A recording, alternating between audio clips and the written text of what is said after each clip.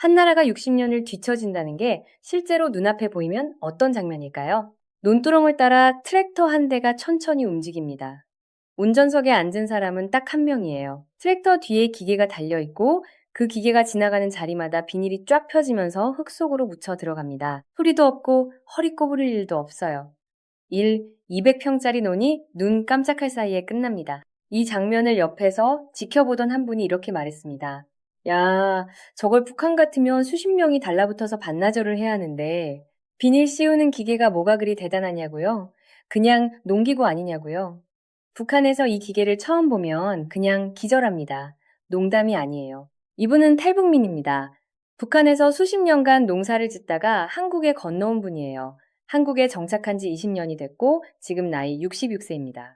처음으로 비닐 피복 기계를 봤을 때 그 자리에서 발이 멈췄어요. 비닐 씌우는 기계 한 대가 그 자리에서 60년을 대신 증언하고 있었던 겁니다. 오늘 이야기는 여기서 시작합니다.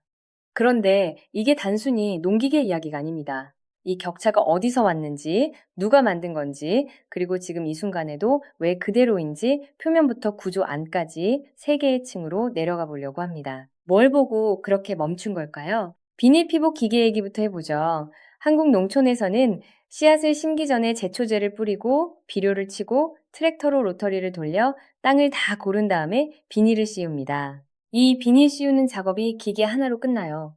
트랙터가 지나가면 뒤따라오는 기계가 비닐을 펴면서 동시에 흙으로 덮어줍니다. 씌우면서 동시에 묻어버리는 거예요. 사람이 허리 한번 꼬부릴 일이 없어요. 이분이 직접 그 기계를 운전해 봤습니다. 처음으로 한국에서 60대에 그 순간에 뭔가 떠올랐다고 했어요. 북한에서 농사 짓던 생각이 나더라고요. 야, 한국에는 이렇게 쉽게 하는데 북한은 허리 꼬부리고 삽질하고 사람들이 힘들게 했구나. 모내기 얘기는 더 충격적입니다. 한국 시골에서 이양기가 논에 들어가는 장면 보셨죠? 사람 넷이 모판 트럭에서 내려서 이양기의 모판을 올립니다. 그 다음엔 이양기 혼자예요. 200평짜리 논이 모내기가 언제 시작됐는지 언제 끝났는지 모를 정도로 빠르게 끝납니다. 이분 표현이 딱 맞아요. 후다닥 하더라고요. 북한에서는요, 모내기를 전투라고 부릅니다. 모내기, 전투.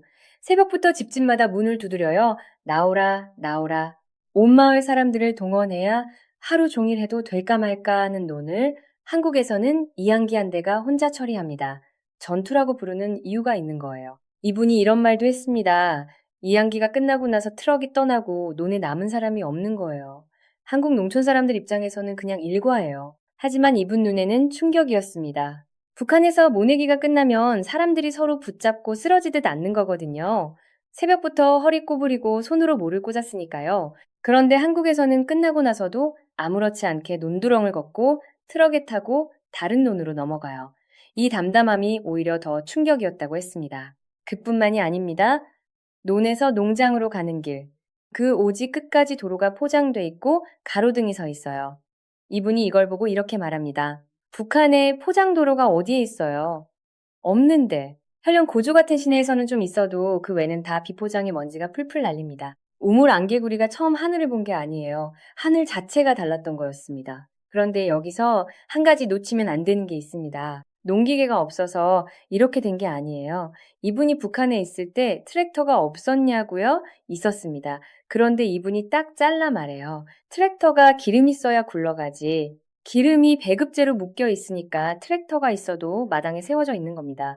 기계가 없어서 못 쓰는 게 아니에요. 기계를 돌릴 연료를 체제가 통제하고 있기 때문에 기계가 있어도 없는 거나 다름없는 구조예요. 이걸 이해하려면 전기부터 봐야 합니다. 이분 집에 선풍기가 있었습니다. 전기가 안 들어오니까 관상용으로 장식대에 올려놓는 거예요.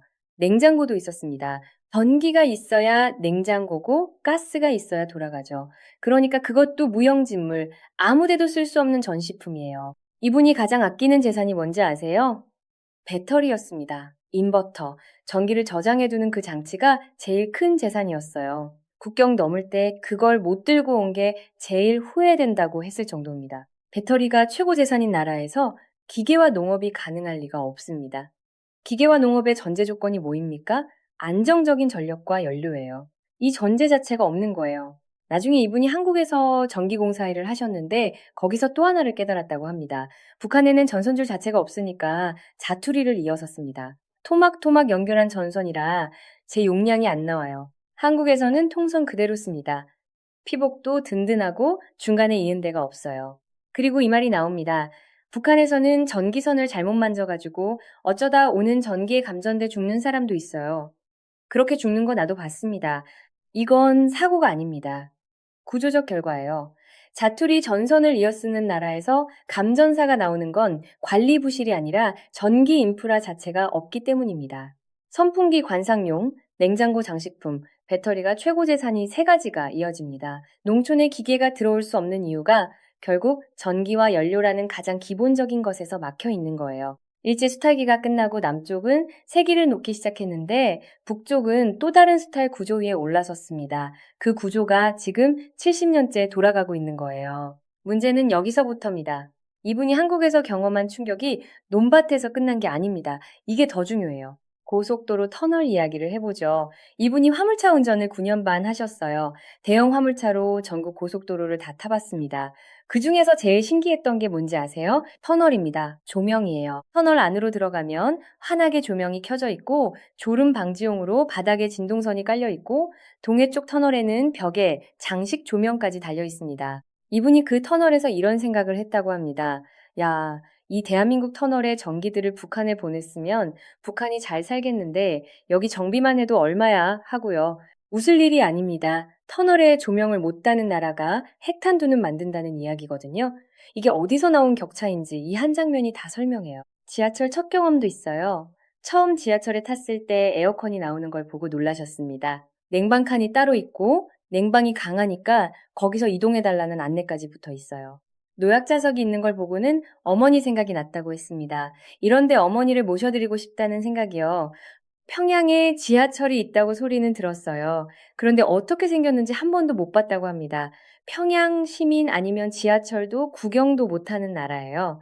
백화점 처음 갔을 때는요, 탈의실을 몰라서 매장 한가운데서 그냥 옷을 벗으려고 했습니다. 북한처럼 그러려고 했던 거예요. 직원이 저기 들어가야 한다고 안내해 줬더니 처음에는 왜 저기 들어가야 하는지도 몰랐다고 해요. 탈의실에서 옷을 입어보라고 했더니 왜 저기 들어가야 하는지 모르겠는 거예요. 그냥 여기서 갈아입으면 안 되냐는 거죠. 매장 한복판에서요. 그게 북한식이거든요. 안내받고 들어갔더니 거울도 있고 조명도 있고 필요한 게 다 갖춰져 있어서 마음에 들었다고 했습니다. 이건 웃자고 하는 얘기가 아닙니다. 이게 단순히 웃긴 에피소드가 아닙니다. 탈의실이 왜 있는지 모른다는 건 착복하는 공간, 사생활을 보장받는 공간 자체가 개념에 없었기 때문이에요. 그리고 이분이 한국 서비스 문화를 보면서 이렇게 말했습니다. 봉사정신, 사람들을 친절하게 대해주는 문화, 이게 한국에서 새로 배운 것 중 하나라고요. 뉴스에서 탈북민 이야기를 다루는 방식이 있잖아요. 감동 스토리, 적응기 정착 지원 현황. 이 격차의 구조를 들여다보는 이야기는 잘 안 나옵니다. 이분이 경험한 것들이 왜 하나하나 충격이었는지 그 뒤에 있는 구조 말이에요. 진짜 그림은 이 다음에 나옵니다. 이분이 한국 농촌 사람들과 이야기를 나눴을 때 이런 일이 있었습니다. 북한 농사 이야기를 하면 한국 시골 분들이 이해를 못하는 거예요. 반문합니다. 진짜 소로바가리 쟁기지라는가? 이분이 그렇다고 하면 그거 한국 1960년대 얘기 아니냐고 합니다. 그 정도로 믿기지 않는 거예요. 그러면 이분이 그렇다, 맞다, 진짜 그렇게 한다고 하면 그제야 고개를 끄덕이는데 표정은 여전히 반신반의해요. 만약에 한국 농사법을 북한 주민들한테 사진 찍어서 보여주면 믿을까요? 이분이 딱 잘라 말합니다. 안 믿겠죠? 말해서 에이 그렇게 써 할 거예요. 비닐 피복기계, 이항기로 순식간에 끝내는 모내기 이런 건 상상도 못 한다는 거예요. 여기서 중요한 구조가 보입니다. 한국 사람이 북한 농업 현실을 믿지 못하는 것처럼 북한 주민들도 한국 농업 현실을 믿지 못합니다. 양쪽이 서로 믿지 못해요. 그런데 이 대칭이 진짜 대칭이 아닙니다. 한쪽은 정보가 없어서 못 믿는 거고 다른 쪽은 체제가 정보를 차단해서 못 믿게 만든 겁니다. 눈먼 사람들이 코끼리를 더듬는 얘기 알잖아요. 북한 주민들이 한국을 아는 방식은 코끼리 다리 하나도 제대로 못 만지는 상태예요. 그것마저 체제가 막아놓고 있으니까요. 그런데 이 정보 차단이 얼마나 철저한지 알면 더 놀랍습니다. 북한 주민들이 외부 정보를 접하는 경로가 몇 가지 있어요. 중국 라디오, 밀반입된 USB 시장에서 몰래 도는 영상물. 그런데 그 내용이 주로 한국 드라마, 예능, 영화입니다. 서울 사람들이 어떻게 사는지는 어렴풋이 알아요. 그런데 한국 농촌론에서 이양기가 돌아가는 장면, 비닐 피복 기계가 트랙터 뒤를 따라가는 그 장면은 없습니다. 드라마에 안 나오니까요. 결국 북한 주민들이 상상하는 한국이란 화려한 도시, 잘 입은 사람들, 맛있는 음식이에요. 그 이면에 있는 농업 기계와 전기 인프라, 포장도로 끝까지 뻗어 있는 가로등, 이건 상상도 못합니다. 드라마가 보여주지 않으니까요. 정보가 선택적으로 차단되는 거예요. 이걸 가난의 문제로 보면 절반만 보는 겁니다. 북한에 트랙터가 없어서 문제가 아니에요. 트랙터가 있어도 기름을 배급으로 통제하고 이양기가 있어도 전력이 없고 정보가 들어와도 차단합니다. 이건 가난이 아니라 설계예요. 왜 이 설계가 필요하냐고요? 농업 기계화가 일어나면 무슨 일이 생기는지 생각해 보세요. 노동력이 해방됩니다. 수십 명 동원하던 모내기 전투가 이양기 한 대로 끝나면 그 사람들은 어디 가겠어요? 논에 묶여있던 사람들이 풀려납니다. 그러면 도시로 모이고 정보가 유통되고 사람들이 생각하기 시작해요. 모내기 전투가 왜 전투냐고요? 새벽에 문 두드려서 사람들을 동원하는 그 구조 자체가 주민을 일터에 묶어두는 방식이기 때문입니다. 농업 비효율이 아니에요. 통제 메커니즘입니다. 이걸 음모론으로 보면 안 됩니다. 역사적으로 근거가 있는 구조예요. 소련이 집단농장 체제에 코로스를 도입했을 때 가장 먼저 한 일이 뭡니까? 개인 농기구 소유를 금지하는 거였어요. 왜냐면 개인이 농기구를 가지면 개인이 독립적으로 생산을 결정할 수 있거든요. 그러면 국가 통제에서 벗어납니다. 북한도 마찬가지예요. 개인이 트랙터를 가지면 개인이 언제 얼마나 농사 지을지를 결정할 수 있어요. 그러면 동원 명령에 따르지 않아도 됩니다. 그래서 개인 소유를 막는 거예요. 이분이 이야기한 것처럼 한국 농촌에서는 집집마다 트랙터 2대씩 있는 사람들도 있어요. 북한에서는 상상도 못할 일입니다. 성은 높이 쌓고 백성은 굶기는 전략. 삼국지에도 나오는 얘기죠. 거기서 성 역할을 하는 게 핵이고 굶기는 대상이 주민이에요. 그리고 그 주민이 굶는 방식이 바로 논에서 허리 꼬부리고 삽질하는 거예요. 70년째 핵은 있는데 전기줄이 없는 나라. 이게 실패가 아닙니다. 설계예요. 핵탄두 하나 만드는 자원이 얼마나 됩니까? 그 자원이 터널 조명에 농촌 전선에 이양기 한 대에 들어갔다면 지금쯤 어떻게 됐을까요? 계산 안 해봐도 답이 나옵니다. 그런데 그 자원은 핵탄두로 갔어요. 이건 우선순위의 문제고 그 우선순위는 주민을 위한 게 아닙니다. 이분이 한국에서 화물차로 한 달에 600만 원을 버셨습니다. 처음 그 돈을 받았을 때 뭐라고 했는지 아세요? 북한 같으면 그 숫자를 세지도 못하겠죠. 평생도 못 보는 돈이에요. 한국에서 트럭 운전 한 달 수입이 북한에서 평생 버는 돈보다 많습니다. 노동의 가치가 체제에 따라 이렇게 달라지는 거예요. 일당 24만 원씩 나오는 전기공사 일을 하면서 북한에서 전기 때문에 그렇게 힘들었던 사람이 지금 전기를 다루고 있습니다. 아니, 이게 말이 됩니까? 이건 드라마가 아니에요. 체제 차이가 한 사람의 인생을 이렇게 바꿔놓는 겁니다. 화물차 운전을 9년 반 하면서 전국을 누빈 분이에요. 그 다음엔 전기공사 일까지 했습니다. 한국에서 2번째 직업이 생긴 거예요. 배터리 인버터가 최고 재산이었던 나라에서 온 사람이 전기공사 현장에서 일당 24만 원을 받고 있어요. 전기 때문에 평생 고통받았던 사람이 지금은 전기를 다루는 사람이 된 거예요. 이게 개인 역량의 문제가 아닙니다.